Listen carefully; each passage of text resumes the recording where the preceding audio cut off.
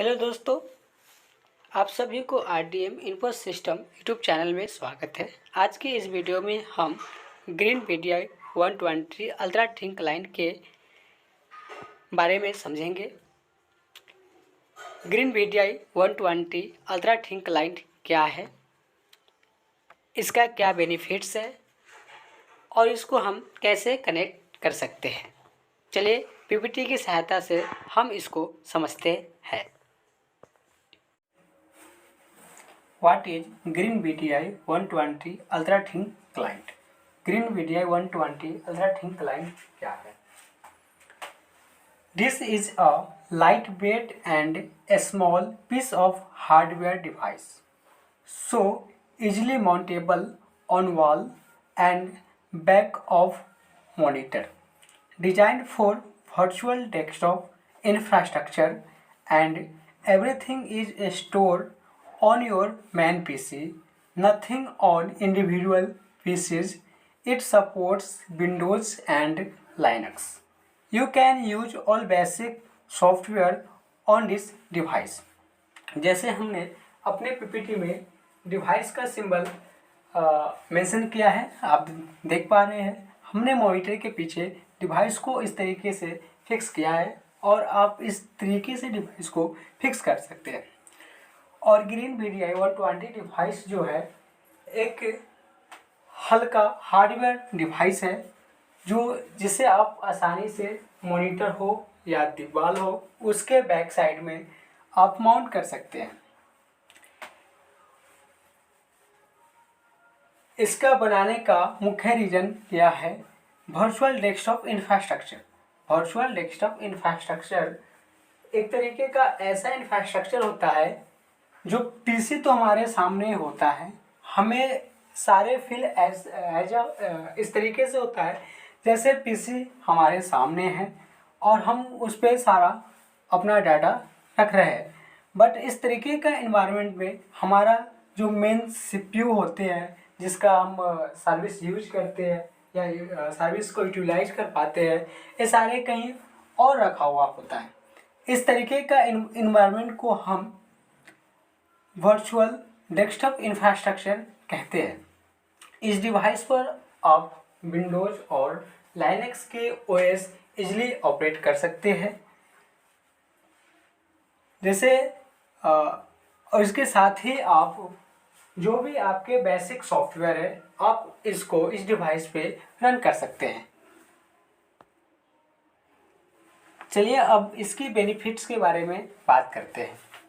तो हमने इसकी बेनिफिट्स के 4 पॉइंट नोट किया है, जिसमें हमारा पहला पॉइंट है available at low cost instead of PC.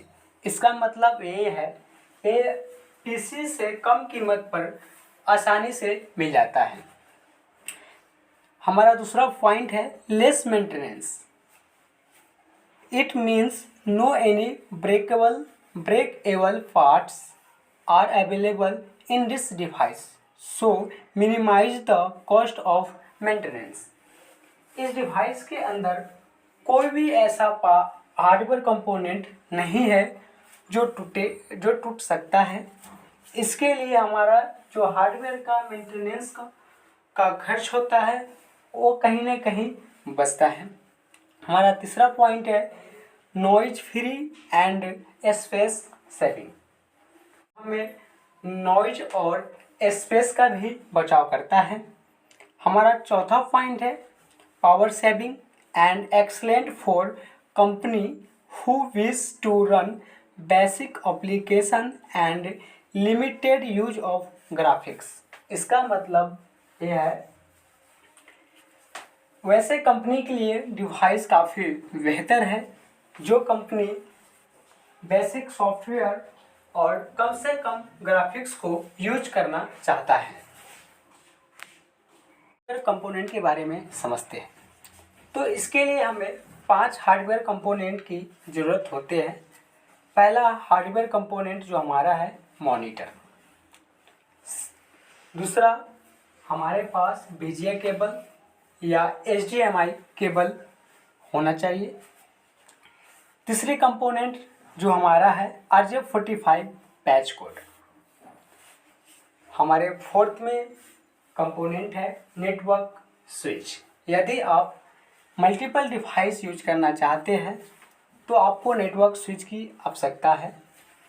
अगर आप सिंगल डिवाइस यूज करना चाहते हैं तो इसके लिए आपको कोई भी नेटवर्क स्विच की आवश्यकता नहीं है।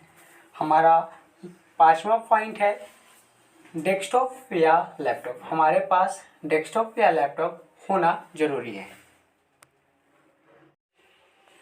चलिए अब हम समझते हैं सिंगल डिवाइस के लिए इसकी कनेक्टिविटी हम कैसे कर सकते हैं। तो हमने क्या किया है, सिंपल एक पीसी लिया है जिसका नाम हमने मेन पीसी रखा है।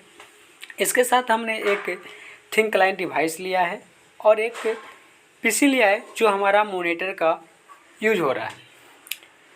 हमने एक लैन केबल लेकर मेन पीसी से थिन क्लाइंट को कनेक्ट किया हूँ और थिन क्लाइंट से VGA केबल के सहायता से मैंने अपने मॉनिटर को कनेक्ट किया और इसी रेंज का IP एड्रेस मैं अपने थिन क्लाइंट और मेन पीसी को दिया हूँ।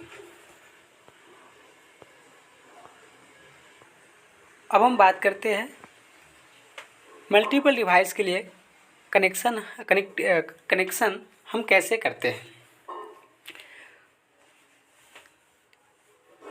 हमने यहाँ पे क्या किया है, एक मेन पीसी लिया है, एक हमने नेटवर्क स्विच लिया है जो हमारे मल्टीपल थिन क्लाइंट को कनेक्ट करने का काम करेगा। इसके साथ हमने तीन थिन क्लाइंट लिया है, client 1, thin client 2 and thin client 3।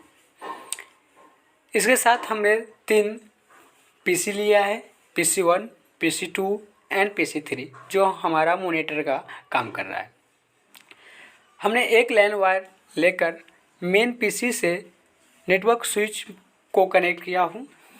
इसके साथ नेटवर्क स्विच से एक केबल मैं थिन क्लाइंट 1 को दिया हूँ, दूसरी केबल थिन क्लाइंट 2 को दिया हूँ और तीसरी केबल थिन क्लाइंट 3 को दिया हूँ। इसी तरीके से हमने VGA केबल की सहायता से PC1 को कनेक्ट किया हूँ थिन क्लाइंट से, PC2 को कनेक्ट किया हूँ थिन क्लाइंट 2 से और PC3 को कनेक्ट किया हूँ थिन क्लाइंट 3 से। और हमने क्लास C का एक एड्रेस लिया हूँ जो हमारा है 192.168.1.5। ये हमारे मेन मशीन का IP एड्रेस है और हमने क्लाइंट 1 को दिया हूँ 192.168.1.1। इसी तरीके से क्लाइंट 2 को 1.7, क्लाइंट 3 को हमने 1.8 दिया हूँ।